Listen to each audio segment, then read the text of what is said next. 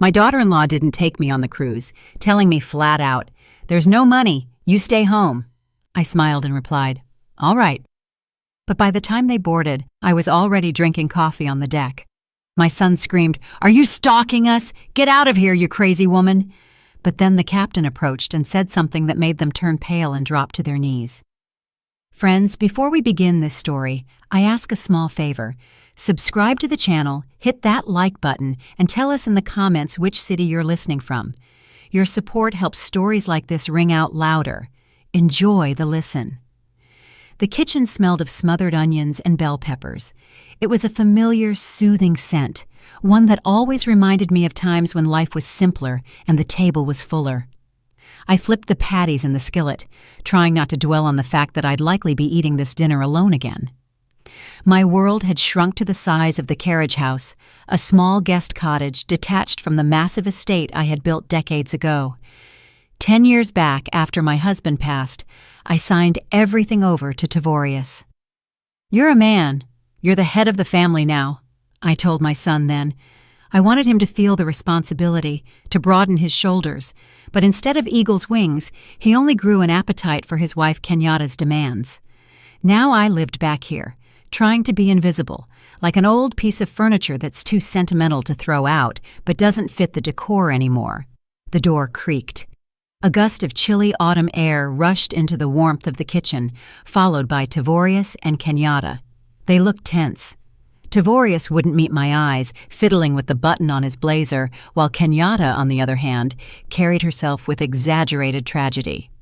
She tossed her trench coat onto a chair without even a hello, and sighed heavily, as if she were carrying the weight of all the ancestors on her back. "Mama, we need to talk," Tavorius began, but his voice trembled. He looked at his wife, searching for backup. Kenyatta immediately seized the initiative. "Mother Ophelia, we have a crisis." Her voice dripped with honey, carrying that fake note of concern that always made my jaw tight. "Remember we talked about the roof? That leak in the east wing?" I nodded. Of course I remembered.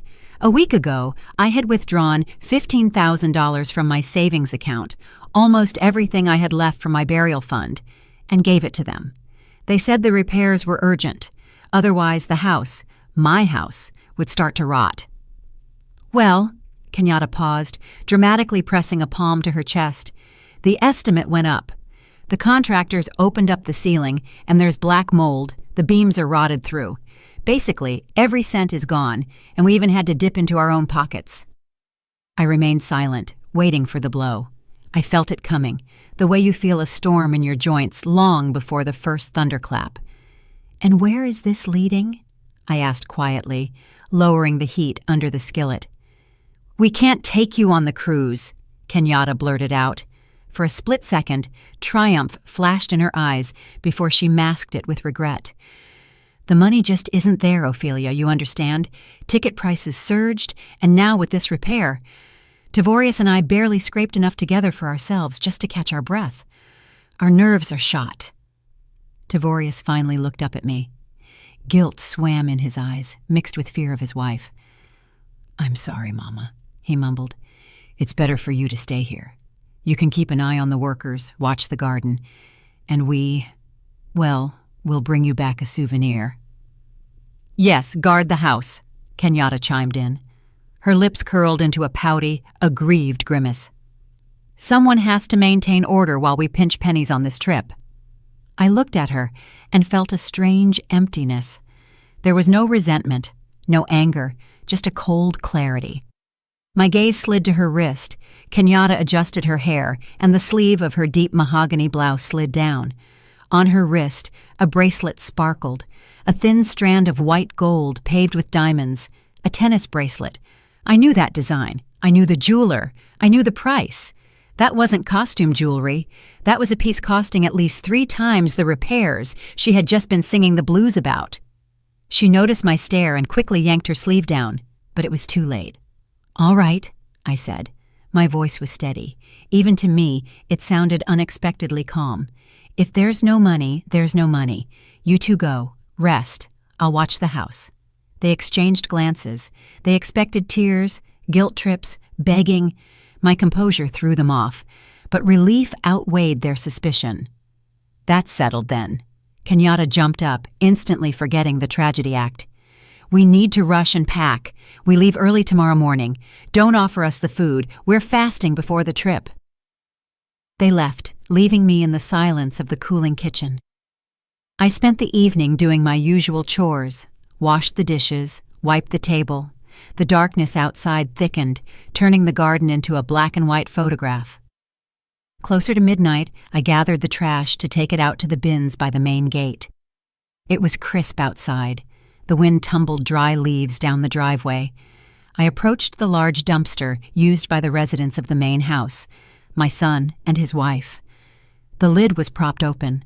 Tavorius must have thrown something out in a hurry before bed. The wind caught a crumpled ball of paper falling from the bin and rolled it to my feet. I bent down and picked it up. It was heavy paper, crushed into a careless sphere. I wanted to just toss it back, but something, maybe the quality of the paper, too thick for a grocery store receipt, made me pause. I smoothed out the sheet. The street lamp overhead was dim, but the letters and numbers were distinct.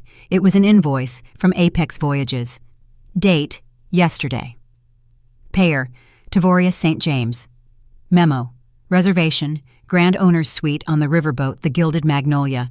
Total, $15,000. The world around me froze. The sounds of the night, the rustling leaves, a distant dog barking, vanished. Only the numbers on the paper remained. 15,000, exactly the amount I had given them 3 days ago. My money. They weren't fixing the roof. There was no mold. They simply took my money to buy themselves a luxury vacation and told me to my face that I was dead weight, a burden to be left guarding the house while they drank champagne on my life savings. My chest didn't tighten. My heart didn't skip a beat. On the contrary, it began to beat steadily, powerfully, rhythmically, like a massive ship's diesel engine gaining momentum. The tears that might have appeared for an ordinary grandmother evaporated, burned away by the icy flame of realization. Kenyatta thought she had defeated a weak old woman. Tavorius thought Mama would endure and forgive everything. They forgot who I was before I put on an apron and started baking cornbread. They forgot that the name St. James used to be spoken with reverence in the trucking and logistics world. I neatly folded the invoice and placed it in the pocket of my cardigan. Then I returned to the carriage house, locked the door, and went into the bedroom. From the bottom drawer of my dresser, beneath a stack of old linen tablecloths, I pulled out a vintage leather agenda. It smelled of aged leather and expensive paper. I opened it to the first page. There was only one number written there, a number I hadn't dialed in 12 years, a direct line, a personal channel. I picked up the phone. It rang for a long time, but I knew someone would answer. Even in the middle of the night, for me, he would answer. Speaking, a raspy, surprised male voice answered. Who is this on this line? Hello, Cyprian, I said. My voice was hard as steel. This is Ophelia. I need to exercise my executive override, and I need a stateroom on the Gilded Magnolia, right now. Ophelia? Silence hung on the line, heavy and tangible. Yes, it's me. Don't ask why I'm calling. Just listen. I need the current ownership structure of the Riverflow Holdings Group, immediately. A minute later, I learned something that made me smile genuinely, for the first time in 2 days, in the darkness of my bedroom. The cruise line that owned the Gilded Magnolia wasn't just a partner. It was a subsidiary we had acquired 15 years ago, back when I stood at the helm, and according to the documents Cyprian pulled from the archives, my silent partner shares extended to it as well. Legally, I wasn't just asking for a favor. I was preparing to step onto the deck of my own ship. The next 48 hours passed in a mode I had almost forgotten, but which my body remembered instantly. Cold, emotionless efficiency. While Tavorius and Kenyatta ran around the house arguing over which suitcases to take, I waged war over the phone, locked in the bathroom with the water running for cover. My attorney, an old friend named Solomon with a voice as creaky as an unoiled wagon wheel, initially tried to talk me out of drastic moves. But when I explained the situation, he just chuckled. Ophelia, you always knew how to play the long game. Have it your way. I'll prepare the papers transferring operational control for the duration of the voyage. Captain Thaddeus will be notified." Thaddeus? Emmerich Thaddeus. I remembered him as a young first mate, honest, straight as a rail. That worked in my favor. Between calls, I packed. I unlocked the cedar closet in the back, the key to which hung around my neck with my crucifix. There, in garment bags of thick canvas, hung my past life. Clothes Kenyatta had never seen, or she would have sold or stolen them long ago. I pulled out a cream-colored linen pantsuit, Italian fabric, impeccable cut. To go with it, a silk scarf with an abstract pattern in terracotta and gold tones. No housecoats, no worn-down slippers. If I was going to war, I was going in dress blues. On the morning of their departure, chaos reigned in the main house. Kenyatta was screaming at Tavorius about a forgotten makeup bag. Tavorius was running around bug-eyed, trying to shove yet another duffel into the trunk of the SUV. I stepped out onto the porch in my usual gray raincoat, hiding my new attire underneath. In my hands, I held an old battered travel bag, a decoy. "Tavorius!" I called out. He flinched, nearly dropping a toiletry kit. "Mama, what now? We're running late!" he barked, wiping sweat from his forehead. "I wanted to say I won't be sitting at home," I said calmly. "I'm going to Sister Althea's place. Her sciatica is acting up. She asked for help. I'll be back in a week, just when you return." Kenyatta leaned out of the car window, already wearing dark sunglasses. "Althea? Perfect!" she threw out, not even hiding her joy. "Less electricity wasted. Leave the keys with the neighbor. All right, we're leaving. Tavorius, get in already." They didn't even hug me. Tavorius waved a hand, jumped behind the wheel, and the car peeled out toward the gate, tires screeching. I watched them go until the red taillights disappeared around the bend. "Safe travels," I whispered into the void. Exactly 30 minutes later, a black stretch sedan pulled up to my gate, gravel crunching softly. A chauffeur in a cap stepped out, opened the door for me, and bowed his head respectfully. "Mrs. St. James, we are ready. Captain Thaddeus is expecting you." I slid onto the soft leather of the back seat. The gray raincoat fell to the floor. I put on dark sunglasses, adjusted the silk scarf at my neck, and looked into the rearview mirror. Staring back was not a pensioner who could be tricked and abandoned. Staring back was the boss. The drive to the port in New Orleans took an hour. We moved fast, confidently, ignoring traffic thanks to the special pass on the windshield. When we pulled up to the river terminal, I saw exactly what I expected. The boarding line was massive. People were shoving, children were crying, someone was arguing with security. Heat, humidity, the smell of exhaust fumes. My driver didn't get in the general line. The car smoothly bypassed the crowd and headed toward a closed gate marked "Service Entrance, Authorized Personnel Only." The guard, seeing the license plate, instantly hit a button, and the barrier flew up. We drove right onto the wharf, where asphalt turned to concrete, right up to the gangway. I saw them about 50 yards away, behind a chain-link fence separating the VIP zone from the general mass. Tavorius, sweating profusely, was dragging 2 massive suitcases, trying to push through to the check-in counter. Kenyatta stood nearby, waving her hands and yelling at a porter who seemed to be ignoring her hysterics. They looked pathetic in their pretense of luxury, paid for with stolen money. The driver opened the door. I stepped onto the concrete pier. The wind from the Mississippi hit my face, humid, heavy, smelling of freedom and river silt. 2 young crew members in impeccable white uniforms immediately ran up to me.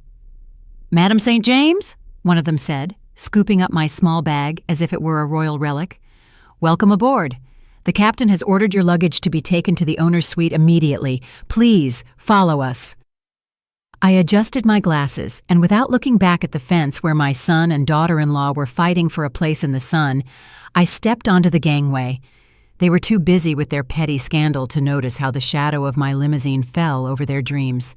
I entered the owner's suite, and the door closed silently behind me, cutting off the noise of the port.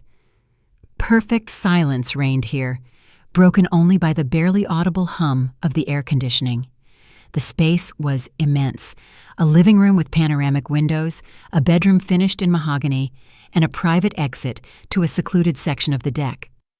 But I wasn't interested in the interiors I had approved from catalogs 10 years ago. I was interested in the large wall-mounted monitor connected to the internal security system. I pressed a button on the remote.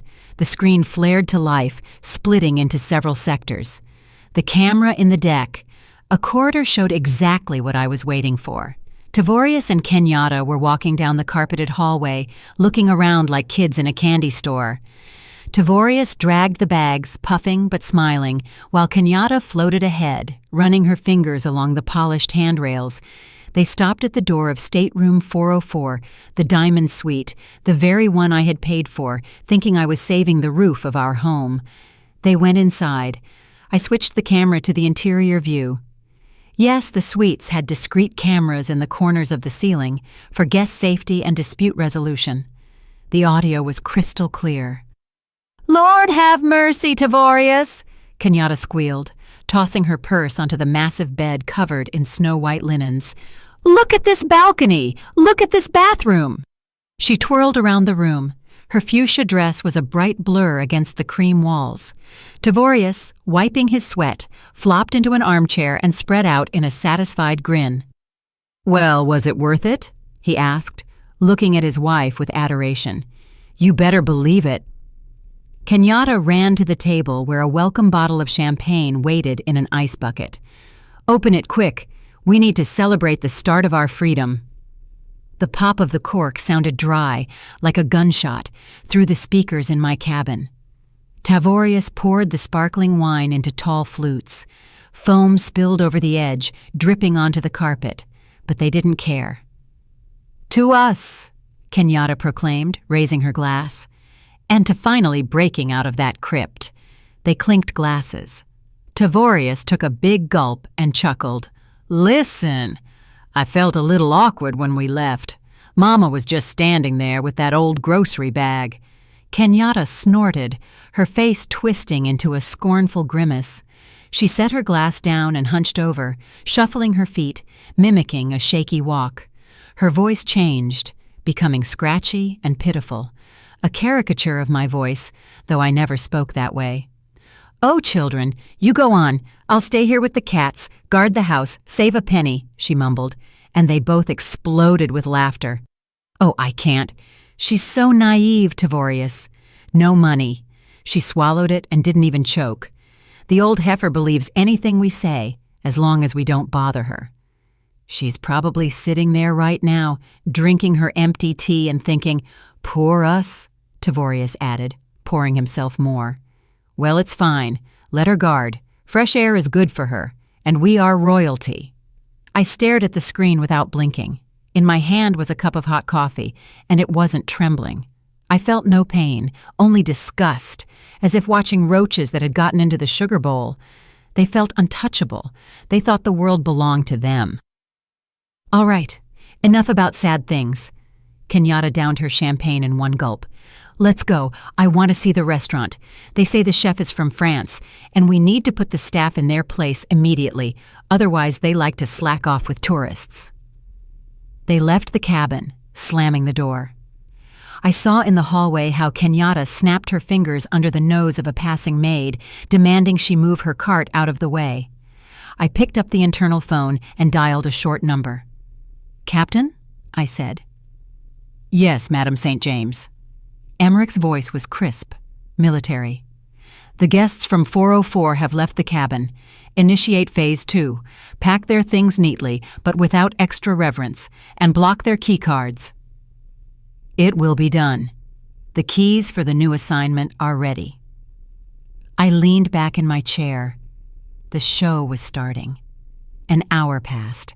The sun began to dip toward sunset, painting the Mississippi waters in gold. The gilded magnolia blew its horn and smoothly departed from the wharf. Tavorius and Kenyatta were, judging by the cameras, terrorizing a bartender on the middle deck, demanding he remake cocktails that, in their opinion, had too much ice. When they returned, flushed and pleased with themselves, to the doors of their suite to dress for dinner, I turned the sound back on. Tavorius casually tapped his card against the lock. The indicator blinked red. He frowned, wiped the card on his blazer sleeve, and tapped it again. Red. "What are you digging around for?" Kenyatta asked impatiently. "I need to use the bathroom." "Yeah, it demagnetized or something," Tavorius grumbled, starting to get nervous. He jerked the handle. The door was locked tight. At that moment, a senior steward, a young man with perfect posture and a stone face, appeared from around the corner as if by accident. "Problems, folks?" "Your stupid card isn't working," Kenyatta barked. "Open the door for us immediately. Our things are in there."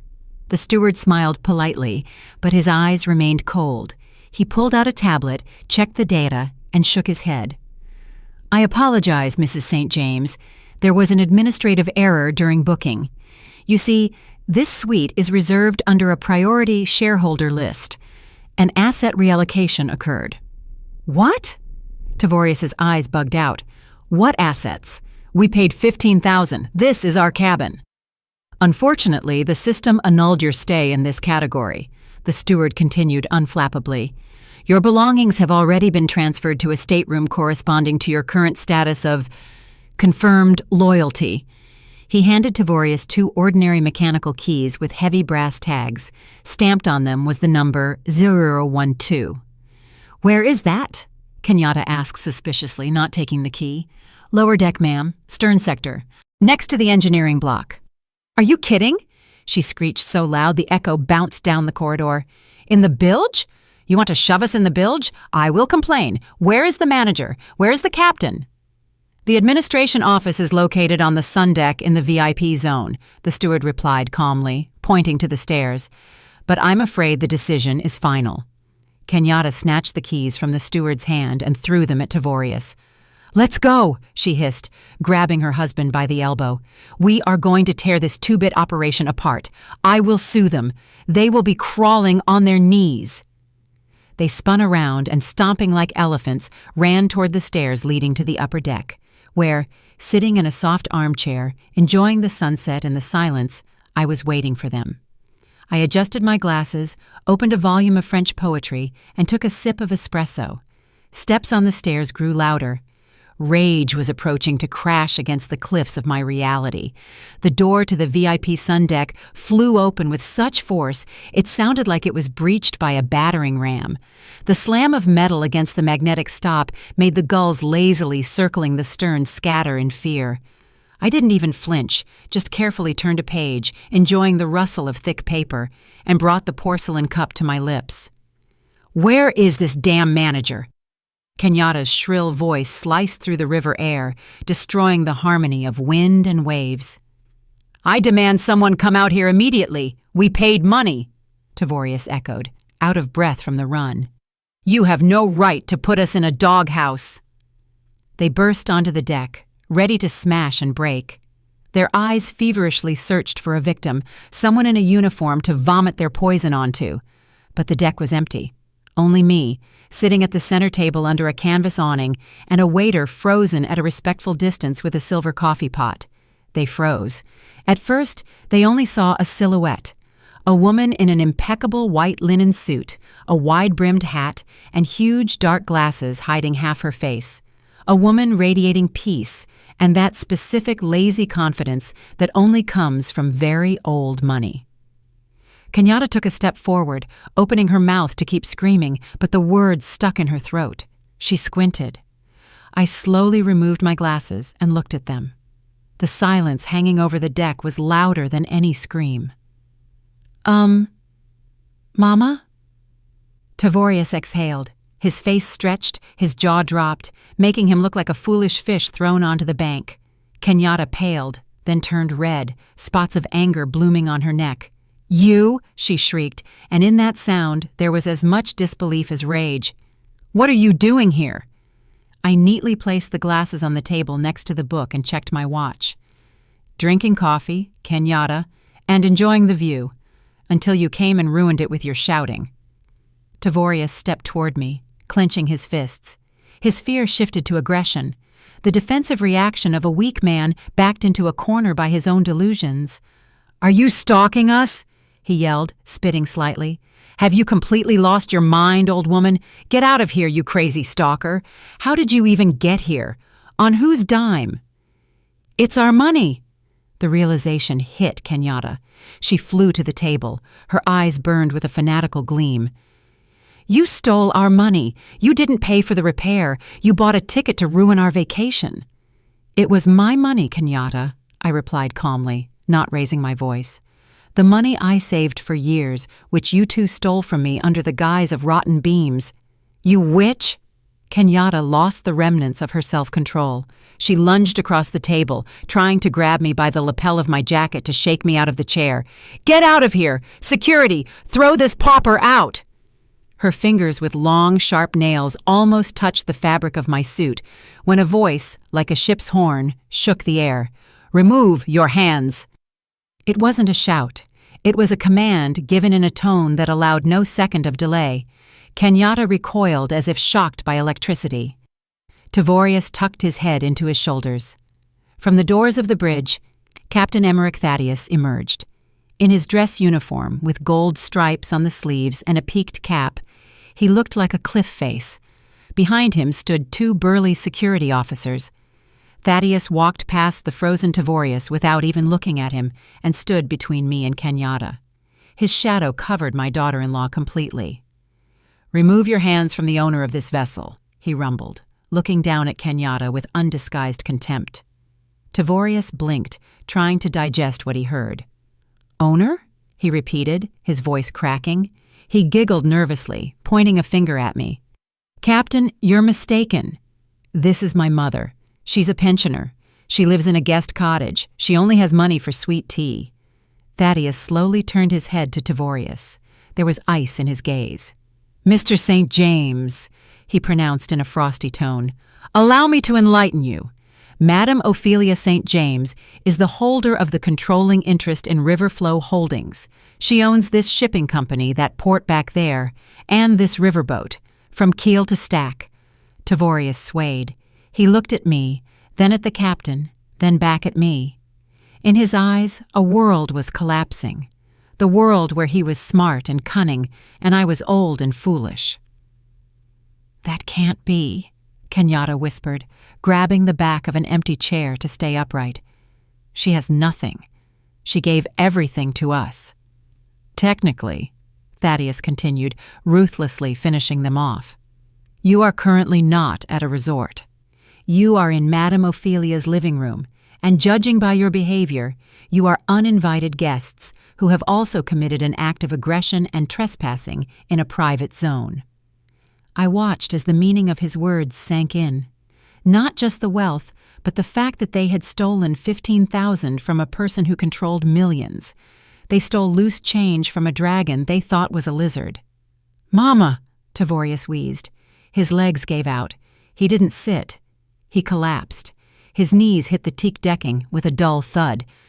Kenyatta slumped next to him.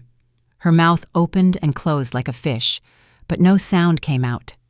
Their arrogance, their superiority, it all evaporated, leaving only animal terror before the woman who continued to calmly stir her coffee with a little spoon. Emmerich, I said quietly, not looking at the cowering couple. The coffee is getting cold. Sit down. We need to discuss the route. Take them out of my sight, I threw out quietly, returning to my cup. Security lifted them by their arms like sandbags. Tavorius was still mumbling something. His feet dragged along the deck, while Kenyatta, conversely, had gone numb, turning into a statue of horror and bewilderment. They weren't kicked off the ship. Not yet. Emmerich knew my intentions without words. For them, a special torture was prepared, uncertainty in a confined space. They were taken to cabin 012. I knew that cabin. It was directly above the propeller shaft. There were no portholes, and the vibration from the engine was such that a glass of water on the nightstand constantly walked across the surface. The perfect place for reflection. All day, I didn't make a sound. I let them stew in their own juices, in fear and conjecture. I imagined Kenyatta pacing from wall to wall in that tight box, hissing at Tavorius, trying to come up with an excuse. It was a loan. We just borrowed it. We would have paid it back. She's a mother. She'll forgive." Surely, she kept repeating. They hoped that my maternal heart, which they had trampled for so many years, would show weakness again. By 8:00 p.m., I sent a steward to them. He delivered an envelope of thick cream paper with gold embossing, an invitation to dinner, private dining room, the Romanoff. 8:30 p.m. I arrived early. The room was small, intimate, designed for high-level business negotiations. Walls paneled in oak, dim sconce lighting, heavy velvet drapes the color of dark emerald. I sat at the head of the table. Before me was a dish of baked trout and a glass of dry Riesling. Exactly at 8:30, the doors opened. They walked in hesitantly. Kenyatta had managed to change into a black cocktail dress. Apparently, she decided a mournful look would score pity points. Tavorius was in the same blazer, crumpled and pathetic. They looked like schoolchildren called to the principal's office, but hope still flickered in their eyes. Hope that I had played boss, and now we would make up. "Mama," Tavorius began, taking a cautious step toward the table. "We are so glad that we can talk calmly. Sit." I pointed to the 2 chairs opposite me. They sat. Kenyatta immediately pasted a smile on her face, though the corners of her lips trembled. "Mother Ophelia," she cooed, nervously tearing at a napkin. "What a terrible misunderstanding today. We were so shocked. You understand, nerves, this renovation. We just wanted what was best. We just didn't want to worry you with our problems." I continued silently cutting a piece of fish. The clink of silverware against porcelain was the only sound in the room. They waited for menus, waited for waiters, waited for wine, but the table before them was empty. No forks, no glasses, only polished wood and a thick gray cardboard folder lying in the center. "Where is—" Tavorius looked around in confusion. "You will not be served dinner." I put down my fork, dabbed my lips with a napkin, and looked at my son. There was no warmth in that look, only fatigue. "Have you eaten, Tavorius? You've been eating at my expense for the last 5 years. I think you're full to the throat." "What are you talking about?" He tried to feign misunderstanding, but his eyes darted to the folder. I reached out and slowly, with a quiet scrape, pushed the folder toward them across the table. "Open it." Tavorius flipped the cover with trembling fingers. Kenyatta craned her neck, peering at the papers. The first page was a spreadsheet. Numbers, columns, dates, red marker notes. "That is not a cruise bill," I said, taking a sip of wine. "That is a forensic accounting audit.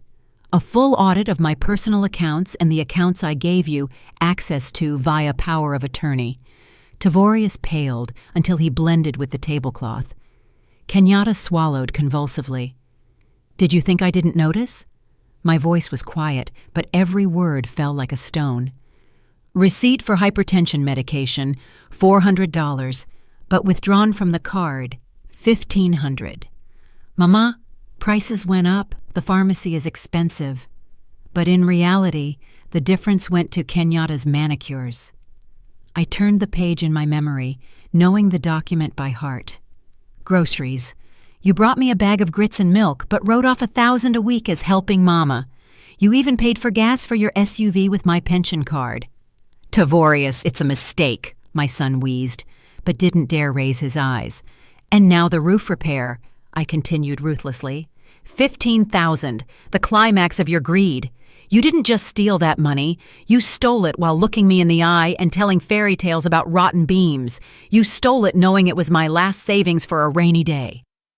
"Ophelia, listen!" Kenyatta shrieked, realizing the earth was sliding from under her feet. "It was a loan. We wanted to return it. Tavorius is having trouble at work. We just—" "Enough!"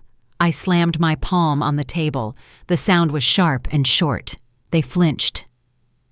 "I wasn't senile, Tavorius," I said very softly, and that softness terrified them more than screaming. "I was patient. I hoped your conscience would wake up, that you would remember who bought you that house you live in, who paid for your education. I waited for you to be satisfied, but you are insatiable." I closed my eyes for a second, saying goodbye to the illusion of family I had tried to preserve. My patience ended yesterday when I found that invoice in the trash can. I nodded at the folder. Check the last page. Bank notification. An hour ago, I revoked all powers of attorney. Your cards linked to my accounts are blocked. Joint accounts are frozen pending the investigation into embezzlement. Embezzlement? Tavorius looked up at me, eyes full of horror. Mama, you're pressing charges? Your personal cards are currently overdrawn, I continued, ignoring his question. Credit limits annulled by my order as the owner of the partner bank. You don't have a dime, not even for a bottle of water. Kenyatta jumped up, knocking over her chair. You can't do this. We are your family. We are here in the middle of the river. How will we live? How would you live without me? I answered calmly, humbly and quietly. I pressed the button to summon the staff. Dinner is concluded. You are dismissed. Go to your cabin. You need to sleep. Tomorrow will be a hard day for you. The doors opened, and the figure of the head of security appeared in the frame. Tavorius and Kenyatta, hunching over, dragged themselves to the exit, clutching the folder of evidence of their shame to their chests.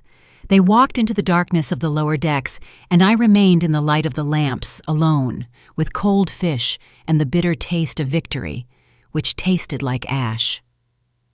The morning of the next day met me with thick, milky fog rolling over the water. I sat in the solarium on the upper deck, a glass-enclosed veranda where palms and orchids grew, creating the illusion of a tropical paradise in the middle of the American autumn. In my hands was a cup of herbal tea, and a plaid blanket lay on my knees. It was quiet here, but the silence was deceptive. I knew that several decks below, in the cramped cabin 012, where the screw vibration rattled bones, a storm was raging. Security reported that the screaming started in the night. Rats backed into a corner always start biting each other, stripped of money, status, and most importantly, the illusion of impunity. Tavorius and Kenyatta predictably began looking for someone to blame. And of course, each saw the other as the culprit. The door to the solarium creaked softly. I didn't turn around, continuing to watch the prow of the riverboat slice through the gray sheet of water. Mother Ophelia. The voice was quiet, trembling, soaked with tears. I slowly placed the cup on the saucer. The clink of china sounded unnaturally loud. Turning my head, I saw Kenyatta. She looked different. The haughty posture was gone. The predatory glint in her eyes vanished. She wore a simple black dress. Her hair was messily gathered in a bun, and her face was untouched by makeup, which only highlighted her red, swollen eyes. She stood at the entrance, nervously wringing her hands like a schoolgirl coming to confess to breaking a window. "May I?" she whispered. I gestured to the wicker chair opposite. "Sit, Kenyatta." She walked over and sat on the very edge, hunching over, trying to appear smaller. "I couldn't sleep," she began, and a single tear rolled down her cheek. "Tavorius, he went off the rails. He was screaming, blaming me for everything." She sobbed, covering her face with her palms. I watched this performance with detached curiosity, like a theater-goer who knows the plot by heart.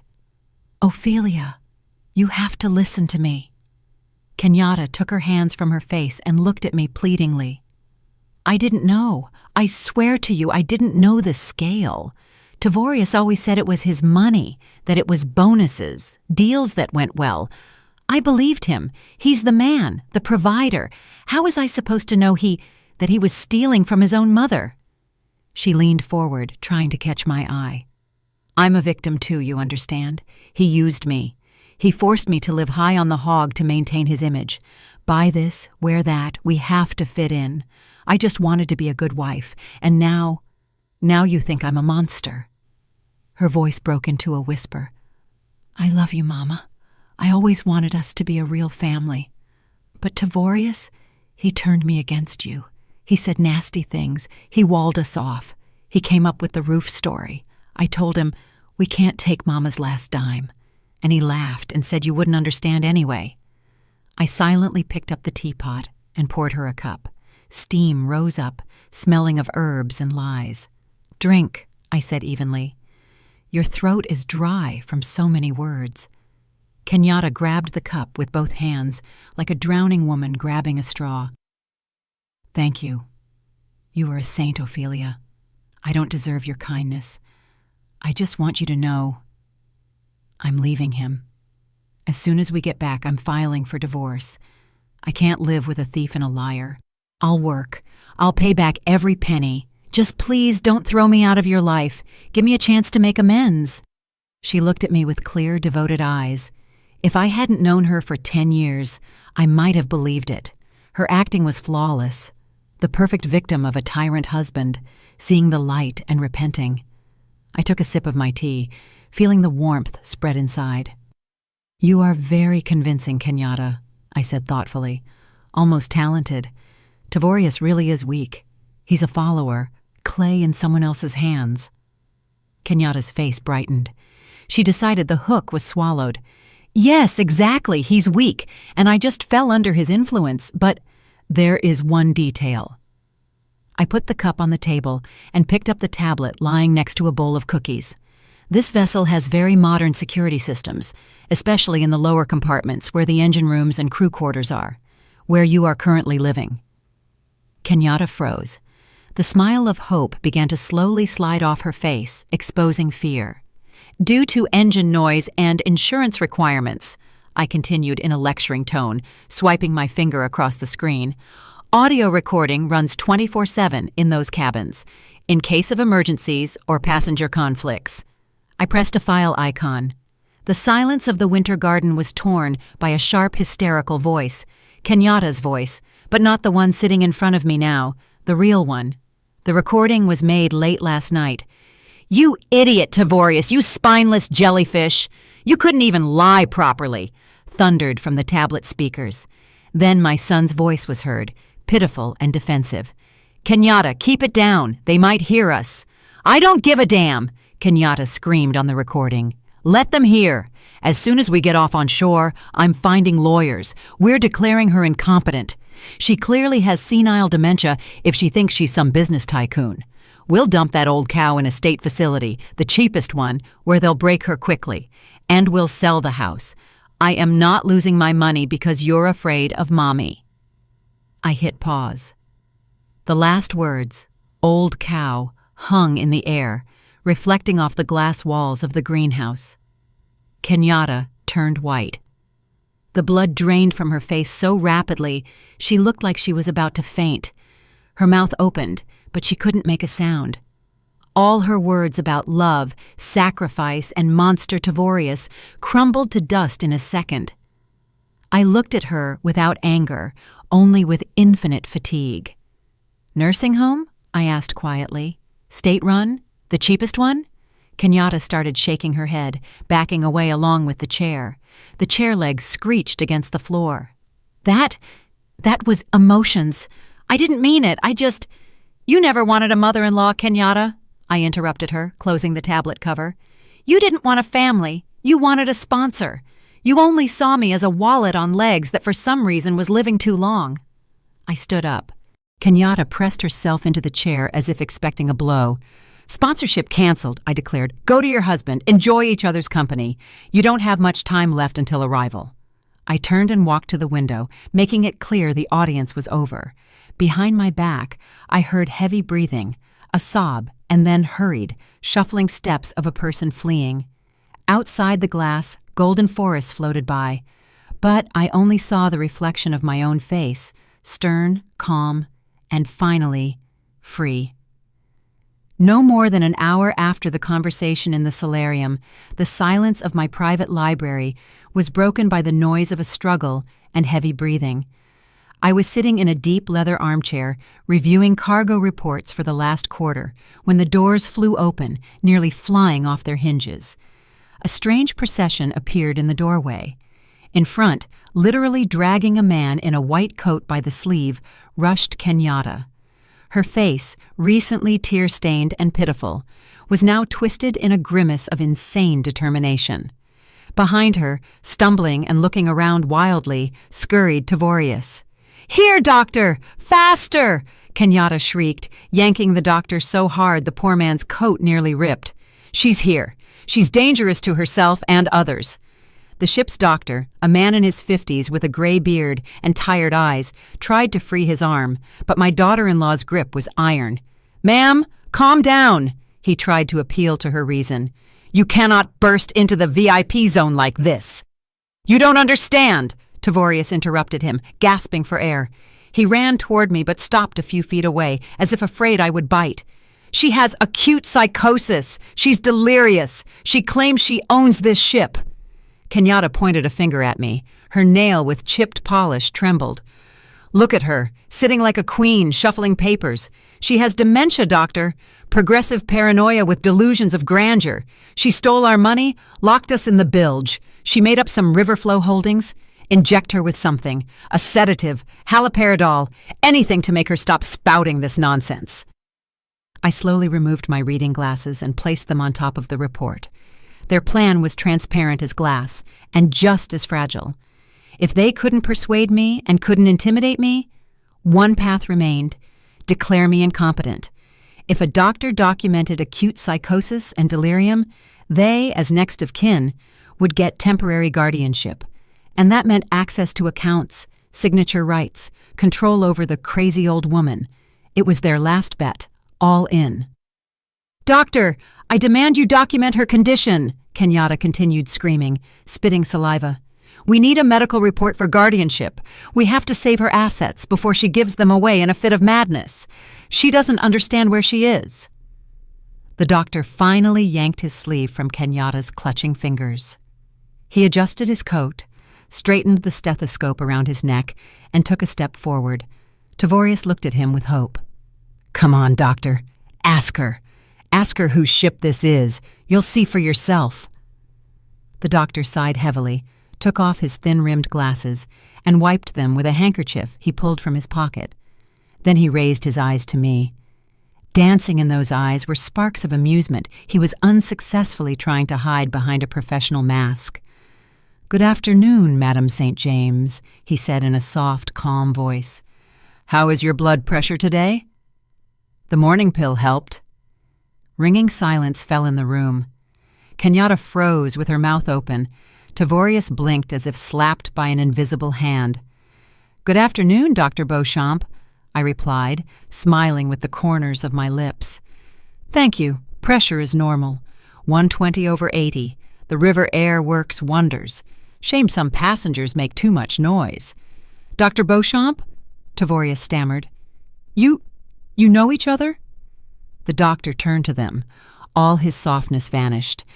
Now he looked at them like dirt stuck to the sole of a boot. "Young people," he pronounced in an icy tone. "I have been Ophelia's personal physician for 22 years. I managed her rehabilitation after her husband's stroke. I monitor her cardiology. I know every mole on her body and every neuron in her brain." He took a step toward Tavorius, and my son backed up, hitting the bookcase. "You claim your mother has dementia?" Dr. Beauchamp continued, steel ringing in his voice. "Strange. Her last MRI showed her cerebral vessels are in better condition than both of yours, judging by the idiocy you've staged here. Her mind is clearer than any captain on this river. But your hysteria suggests a need for a psychiatric evaluation, but for you." Kenyatta grabbed her head, sliding down the doorframe. "But we didn't know," she whispered. "How?" "You didn't know," I interrupted her, not getting up from the chair, "because you didn't care. For 20 years, Dr. Beauchamp came to our house once a month. Did you ever ask whose car was at the gate? Did you ever ask what medicine I take? No, you only saw yourselves."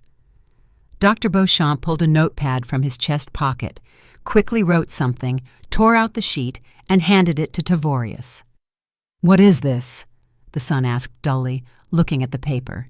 "That is a bill," the doctor explained graciously, "for a false emergency call of a senior specialist after hours for an unplanned consultation on mental health assessment.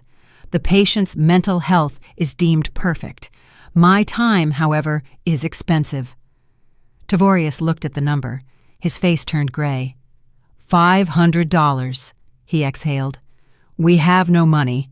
The cards are blocked." "That is not my problem." Dr. Beauchamp shrugged, turning his back to them. "The bill will be attached to your cabin debt. If you don't pay before arrival at the port, you'll be explaining it to the police on shore. Good day." He winked at me and walked out of the library, quietly closing the door behind him. I was left alone with them, two broken figures amidst the luxury they so craved, but which had rejected them. "Leave," I said, putting my glasses back on and returning to the report, "and close the door from the other side." Tavorius pulled Kenyatta by the hand. She walked like a zombie, staring unseeingly ahead. They left. The click of the lock sounded like the final nail in the lid of their coffin. They had lost everything, even what they never really had. I looked out the window. The shore was approaching, ancient cypress trees and an old weathered landing, the end point of their route and the beginning of mine. The riverboat shuddered through its whole frame and stopped, bumping dully against the rubber bumpers of the dock. The hum of the engines died down, replaced by the sound of wind in the willows and the cawing of crows circling above the deserted levee. We had arrived at Cottonwood Point, a desolate but hauntingly beautiful landing in rural Arkansas, hundreds of miles from the nearest major city down broken roads. I stood at the main exit on the lower deck. I wore a camel hair coat and that same silk scarf. Beside me, arms crossed over his chest, towered the head of security. Tavorius and Kenyatta appeared in the hallway a minute later. They looked pathetic, rumpled, dark circles under their eyes, twitchy. Seeing me, Tavorius beamed for a second. Hope flashed in his eyes, the stupid, naive hope of a child who believes that after time out in the corner, Mama will definitely give him a candy. "Mama," he smiled uncertainly. "We're here. Is this an excursion? You decided to forgive us and take us to see the old cotton fields? They say the history here is powerful." Kenyatta was silent, looking warily at the open gangway hatch. "This is your stop," I said dryly, not returning his smile. "Get out." "Oh, great."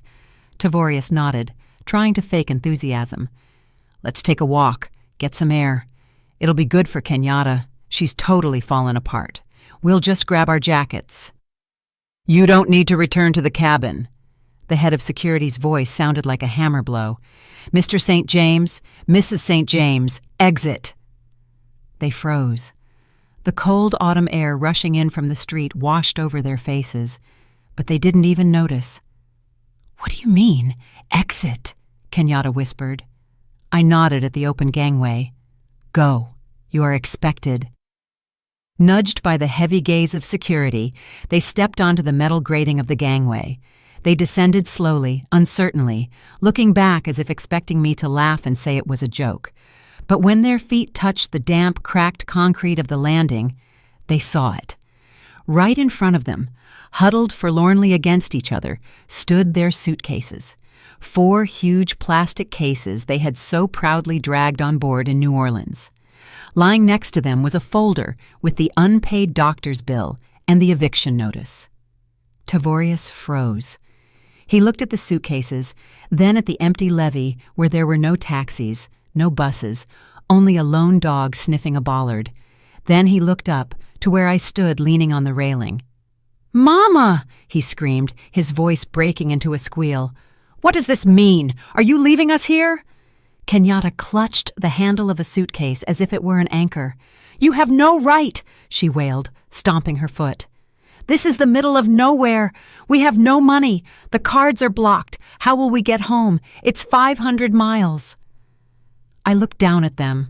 From this height, they seemed very small, not formidable predators poisoning my life, but petty, bustling insects. The wind whipped my hair, but I wasn't cold. For the first time in years, I was warm. "You told me before leaving, no money, stay home." My voice, amplified by the river acoustics, carried over the landing, drowning out the crows. "You said you couldn't afford a ticket for your mother." I paused, so every word would sink into their consciousness. "Well, now you have no money, and you cannot afford to continue this journey." "Mommy!" Tavorius rushed to the gangway, but the deckhands had already started raising it. Metal tore away from concrete with a clang. "Forgive us. We'll pay everything back. Don't leave us here. We'll die." You are young, healthy, I answered calmly. You have hands and feet. Find a job or hitchhike. After all, you always said you were self-made, that you achieved everything yourselves. Here is your chance to prove it. Without my money. The gangway locked into place with a crash. The engines of the Gilded Magnolia roared, churning the dark water into foam. The riverboat began to slowly drift away from the dock. "Stop! Stop, you old witch!" Kenyatta yelled, realizing pleading was useless. She threw a shoe at the ship, but it just splashed into the water. "I curse you! You'll die alone!" I didn't even wince. Their screams became quieter, swallowed by distance and the sound of water. I saw them standing on the empty, windswept pier, two tiny figures with a pile of useless junk in a strange place, without a penny in their pockets. I turned away from the shore. The past stayed there, on the concrete. Emmerich approached me. He took off his cap and looked at me questioningly. "Course for New Orleans, Madam St. James? Returning to schedule?" I looked forward, where the river widened, disappearing into the endless horizon. The sky was clearing, and rays of sun were breaking through the clouds. "No, Captain," I said, and the corners of my lips twitched. "To hell with the schedule." I took a deep breath. The air was sweet. "Plot a course north, Emmerich, all the way up, to the headwaters." "To Minnesota?"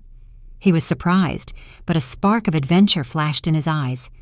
"That's another 2 weeks of sailing. What did we forget there?"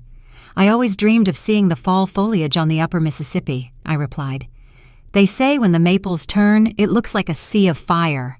I put it off for 30 years. First work, then husband, then son, then grandchildren that never came.